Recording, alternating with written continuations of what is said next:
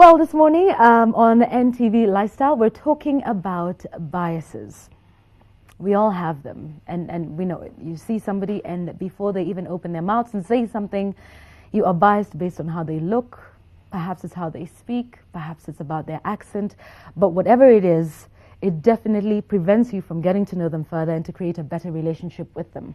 But we're going to define biases, what they are, the ones that are most prevalent in this country, and is bias a good thing or a bad thing? We speak to Tazim Elkington about that. Hi, Taz. Hi. Biases. Can we define that, first of all? What are biases? Basically, biases are, we have biases towards a certain type of group, a certain type of people, a certain type of something. It's generally a group of people. It could be singular biases, but generally it's a group. So it's towards something, and for me, what biases do is cause separation. So it is always the me against them or the we against them. So it's those divisions that cause the gaps. Is bias ever a good thing? Well, we were talking about this earlier, right? Yes. And I said I do have a bias. Right. And my bias is I stay away from toxic people. Right. So I don't think that's a bad thing. I really don't think so. Well, I think no one would fault anyone for being biased against Yes. negative people and toxic people. But are there ever any times when it is beneficial? Because we do know, you said, it causes division and separation. But is there ever any instance where bias will be beneficial to the person practicing it? Do you know, I just finished doing a 3-day workshop between Monday and Wednesday with a group of, I think, 17 or 18 people. And we discussed this. And what came up for me was, I don't think there's any biases that are actually healthy, that are going to, that are beneficial. Because biases are stereotypes, right? Mm-hmm. So stereotypes come from somewhere, and stereotypes are really divisional.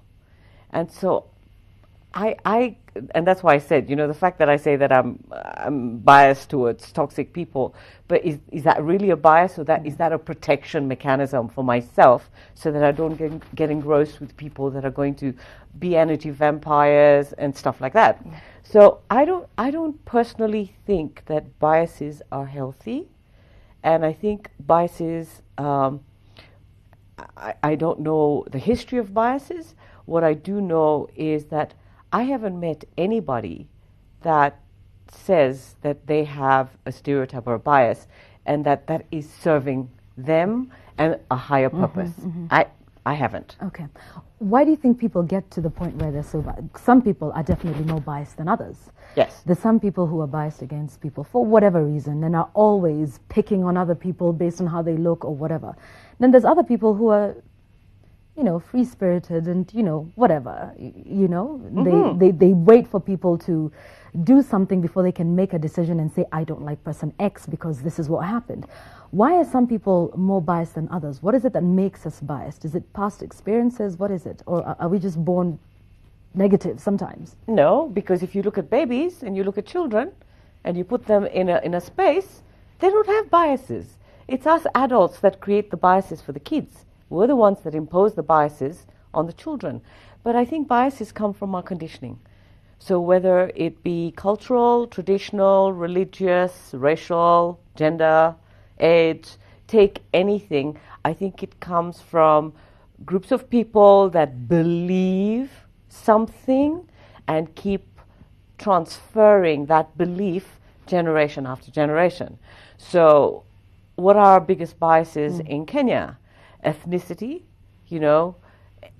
X tribe is better than Y tribe, and then, we don't want to go into that. We go into that every single time. Every topic we discuss, yes. It comes up. Right. It comes up. And I think it's becoming a bit dull because the ethnic card is actually really worn out. It's gone past its sold-by date. And people need to start understanding that when are we going to stop talking about it? When are we going to start doing something about it? Because the other thing that we do is we stay in our problems. we do not follow a solution-based life. We keep talking about the same problems, and we don't talk about what is going to eradicate those problems. We have to move, especially now in this year, 2012, election year, whether it's 2012, 2013, we have to talk about living and directing a solution-based life. It's enough. So if we go back to the ethnic card. Why is it that, and I think we were talking about this with some members of my crew yesterday, when somebody says that the tribe you come from, you people are all silly or you're thieves or you're whatever, why is it that I would get hurt by it? I mean, I know I'm not what they say I am, but we get hurt by it, we get enraged, and then we go pick up our machetes and our pangas and we say, you've made an affront against my tribe and my people. Because you have a bias. Because you have a bias that you're supposed to protect your ethnicity. And who said you have to protect your ethnicity? That's right. Who said that you have to protect whatever somebody else says from another tribe? It's because that's what we've created. And the reason it was created is to cause division. And we have allowed those people and those powers and that negative authority that started this whole thing and that wanted to cause division and separation, we have actually satisfied every single one of their requirements. So are we daft or what? Good question. Other biases that exist in the country, other than ethnicity, that you have seen? Race? You pull the race card? Yes. Yes. We've talked about that before with you. Of course, and we've talked about the hangover, the colonial hangover, and what Right. have you. As we're speaking now, what comes up for me is the fact that every time we feed into a bias, we're feeding into negative authority. Every single time we allow ourselves to be biased, we're actually feeding into that which is not good for us, right? So, okay, so we've got race, ethnicity, gender, age. Age as well. Of course. Of course. Explain. You know, What are some of the biases? What young people are? young people think a certain way. You know, young people think the old people are worn out of date, dinosauric, etc., prehistoric. And the old people are saying, this Y generation, how are we People going of today. how are we going to deal with them? You Yeah. know, they just have a completely different mind. So what we do also when we have biases is we put a block where integration is concerned. And so if we put those blocks and we can't see the trees for the woods or the woods for the trees, whichever one works for whoever, what does that mean? That means that we do not move beyond that space. And we remain within the toxicity of outmoded thoughts and belief systems and beliefs. So we don't change. Are some biases based on truth? For example? I'll give you one. Okay. I know a particular person, names shall not be named, who is very touchy about employing women because you're going to go get pregnant. And for 9 months of your pregnancy, you won't be at 100%, optimum productivity. And then after that, you'll be on leave for 3 months. And usually women will take 4 months rather than 3. And then you'll come back. And then the baby needs to go to the clinic for the shots. And then the baby's sick. And then I've got to take my child to school. And so for a lot of people, I'm employing a woman, but how much am I going to get out of her? And I'll continue to pay you a salary. Are there any biases at all that are based on fact? I think I made enough grimaces with my face. Not my words, though. Let's just Not be clear. your words, I no, do happen no. to be a woman myself. I mean, as you were hearing your speak, I'm Yeah. sure you were Yeah. you were also thinking, Yeah. it can't be possible that a human being behaves like that. So, no, it's not healthy. I mean, how dare someone behave like that? How dare does a human being employ based on how much they can squeeze out of a human being, and because, having a child and everything else that goes with having a child becomes a hindrance. It doesn't make sense. You Bottom can't line for control. companies. He wants to make money. He wants to make Let me money. play the So devil's advocate a little bit. so it goes back to, profits before people. It goes, so every bias will have a consequence and outcome. So if we start breaking down, okay, so let's take the ethnic card. The ethnic bias causes strife, causes crime, causes division, causes separation, causes people in negative authority like our politicians to play the ethnic card so that they can get what votes they want, where they want, how they want, etc., etc.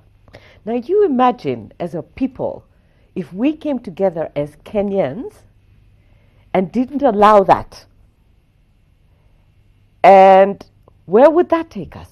Oh my God, that would mean that these guys that are pulling for votes will not get the votes from their own provinces and from their own counties and from their own areas. And what does that mean?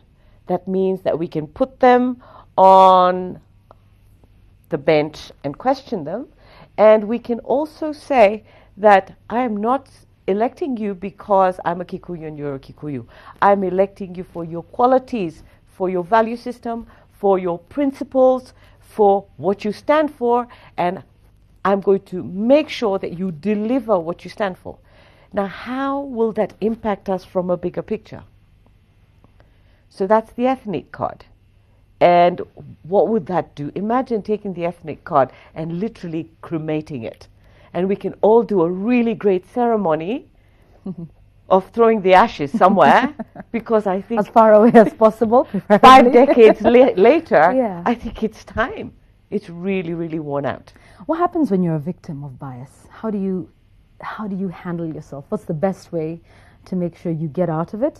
Because usually, of course, it's very painful. It's very hurtful. When you discover so-and-so doesn't like me because I'm brown, I'm yellow, I'm female, I'm old, I'm young, I'm, whatever biases that people have against you.